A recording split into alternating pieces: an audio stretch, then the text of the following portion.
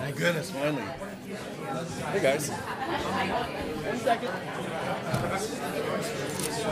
So, I'm Rockne S, new executive producer, fellow executive producer on Revolution this year, and just truly wildly excited to be part of it. I was a fan of the show last year. I was in the maelstrom of creating 2 shows of my own last year, and I don't recommend that. It's cool to me, Sam. Do not do that. Do not try that at home. But this was the only network show that I made a point of watching, because I just loved it. I had no expectations of being part of it. Had never met Kripke before. I was always a fan, and so when the opportunity came up, I went and met with him, and he talked about what he was going to do next second season, and I got wildly excited. So just a fan. So I started, but I'm in kind of enviable position of being a fan of the show, who actually gets to jump on the show and be part of it. So no, it's great. So tell us everything that Eric told you. Yeah, no, exactly. Exactly. Well, there's power. There's not, and there's none. Yeah. It's really, for me, it's going into the second season. It's just really torquing everything up, and I always pictured the show, and we're really kind of diving into that in the second season as a real mythic tale, a mythic saga of essentially mankind's future. We go along, here we are with all your electronics, in a world that we're incredibly dependent on our gadgets and the things in our lives. And I think that's also the initial fascination with the show is, what would it be like if that were not the case? Taking that and saying, okay, what it's done is it's given mankind an opportunity that we would never have taken on our own to kind of move into another iteration, to essentially evolve beyond our power, our electronic power independence. And what's that? How do we come out of that? Where do we come out of that? And so I kind of picture the characters in the show as the kind of epic heroes of mankind's future.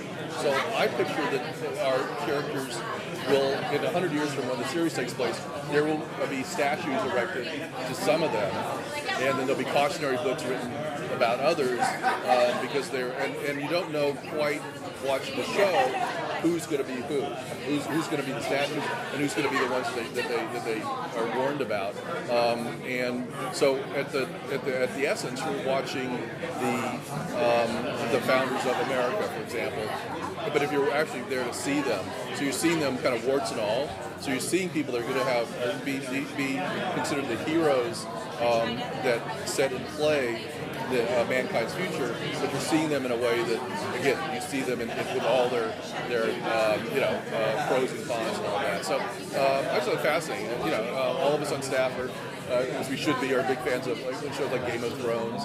So that notion of a big kind of mythic saga is something that this show I think can do really well. I think it can kind of become that. Biggest show on network TV last year.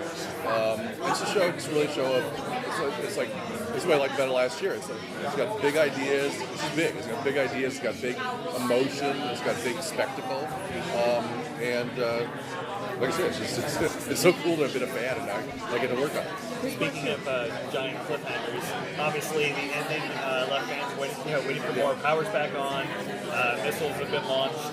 Are we going to see an immediate response, or is it going to be a jump ahead in time? I don't quite. I hate to give that away, but because again, it's just so cool. Every scene is really quite the surprise, and kind of it gets you thinking too. You really have to kind of lean forward. So in terms of how we open the show, we work really hard to get it so that you go, I wasn't expecting that. So again, I don't want to give it away exactly here. Yeah. I was a big fan of Farscape. Oh, thank you. I was wondering, how does this show kind of differ? You've got spaceships and aliens, and this show just Earth, boring times, no power. Yeah. In your head, how do you differentiate it? How's that more exciting or different for you? It's very. It's obviously very, very different. Farscape had a kind of tone, that was just kind of more like a looser tone. This is because it's us. We're watching a show that's essentially about us and our children. It's more grounded in a more kind of real, and I think it's more it's more serious. Farscape was more of a kind of broad entertainment. I think very proud. I was very proud of Farscape. But it's very much a different animal. And I don't know.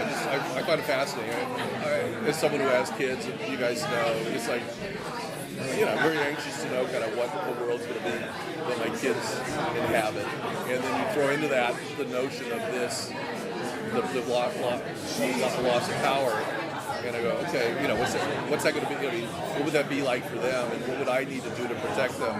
I was talking to Giancarlo, who plays Neville in the show, and he's got kids as well, and we talked very much about that, like what we would do. We were talking about the Neville character, what he's willing to do to protect. He can't be worried about the world at large. He has to be worried about his family, his wife, who he loved dearly, and his son. That's who he has to protect. And to do that, he'll do absolutely anything. He'll be incredibly ruthless. And I can kind of identify with him. I mean, I can see, I'd love to think I wouldn't, but no, to protect my family, under really arduous circumstances, you kind of do. So, yeah. Well, I can say that for me, Farscape is in its own category and very special. But for this show, I think when it became, instead of getting back to power, now I look at it as who's got the power and how did the power go up. And that, to me, when they found their groove there, I think that's the impulse for season 2 to really go in a better direction. That's very wise. Yes, that's truly. Yeah, I was as a fan of the show, the first season, I was very just gratified because shows like this, you can go, okay, the power's out, we're trying to get the power back on, and you go, years trying to do that, and you're just going, okay, okay, get it, no, they got the power was coming back on, and really unusual to me, and unexpected incarnations and such, and it really became more. It wasn't just about there's no power, how do we get back on, which can get really tired very quickly. So no, you're absolutely right, and yeah, I think I'm pleased to say we're doing some really wild stuff in season 2. Yeah. Cool. So now, Chase, man. Good to see you again.